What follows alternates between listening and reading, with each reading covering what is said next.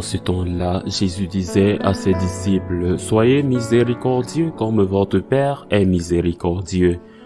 Ne jugez pas, et vous ne serez pas jugés. Ne condamnez pas, et vous ne serez pas condamnés. Pardonnez, et vous serez pardonnés. Donnez, et l'on vous donnera. C'est une mesure bien pleine, tassée, secouée, débordante, qui sera versée dans le pan de votre vêtement.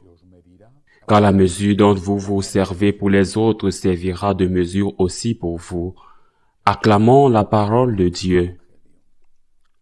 Deux choses dans cet évangile. D'abord, ne pas juger. Ne pas juger. Mais qui? La personne. Vous pouvez juger. Vous devez juger les actes. Mais vous ne pouvez pas juger qui les fait. Ne jugez pas. Ne dites pas que cette personne est mauvaise. Dites, cette personne a fait le mal. Cette personne a fait ce qu'elle a fait, ne peut être jugée que par celui qui sait tout, qui est Dieu, qui connaît son passé, ce qui lui est arrivé quand il était enfant, la famille qu'il avait, les problèmes qu'il en a en ce moment. Seul Dieu connaît notre âme, notre histoire. Seul Dieu peut entrer dans les profondeurs de notre conscience pour nous juger. Seul Dieu peut entrer dans les profondeurs de notre conscience pour nous juger. Nous devons laisser Dieu être Dieu, et seul Dieu peut juger. Ne jugez pas la personne, mais vous pouvez et devez juger les actes de la personne. Qui suis-je pour juger mon voisin? N'est pas qui suis-je pour juger les actes de mon voisin. Parce que, bien sûr, je peux et je dois juger les actes de mon voisin. Voler est mauvais. Je ne peux pas dire. Je ne peux pas juger le vol. Non, non, voler est mauvais. Voler est mauvais. Je ne peux pas juger le vol. Non. Voler, c'est mal. Mentir, c'est mal. Violer, c'est mal. Le trafic d'armes, c'est mal. Le trafic de drogue, c'est mal. Être un adultère ou une adultère, tromper son mari ou sa femme, c'est mal. Il y a beaucoup de choses malheureusement qui sont commises ou que nous commettons, bien que tous ne commettent pas tout ce qui est mal. Et nous ne pouvons pas suspendre le jugement. C'est un sérieux problème de relativisme et c'est ce qu'ils veulent nous vendre avec le concept de tolérance. Il faut être tolérant. Je suis très intolérant, je n'en doute pas. Et je ne le cache pas, je suis très, pas un peu intolérant, non, je suis très intolérant. Je suis très intolérant du viol, de la violence contre les femmes, par exemple. Je suis très intolérant de la corruption publique.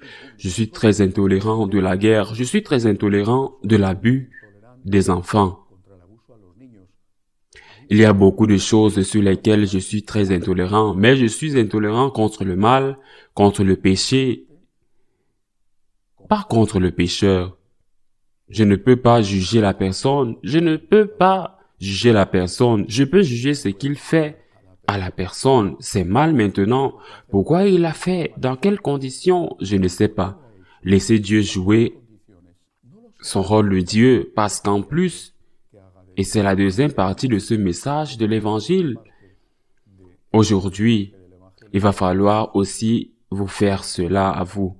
Vous et moi, chacun de nous avons besoin qu'il soit compréhensif et miséricordieux avec nous et qu'il ne nous juge pas. Qu'il juge, oui, le mal que nous avons fait ou le bien que nous avons fait. Qu'il le juge, effectivement. Ceci a été mal fait, mais je ne juge pas la personne.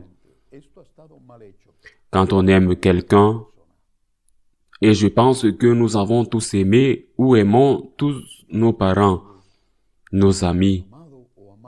Quand on aime quelqu'un, ça ne veut pas dire qu'on est complètement d'accord avec ce qu'il fait.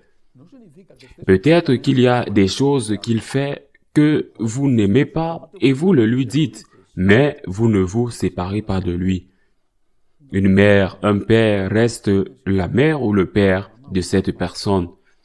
Même si c'est un criminel et qu'ils vont le voir en prison, même si c'est un criminel, ils vont être en prison parce que c'est leur fils. Ils vont être à ses côtés parce qu'ils l'aiment.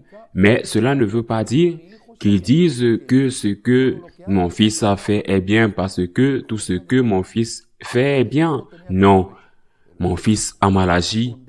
Il n'aurait pas dû faire ça, mais c'est mon fils.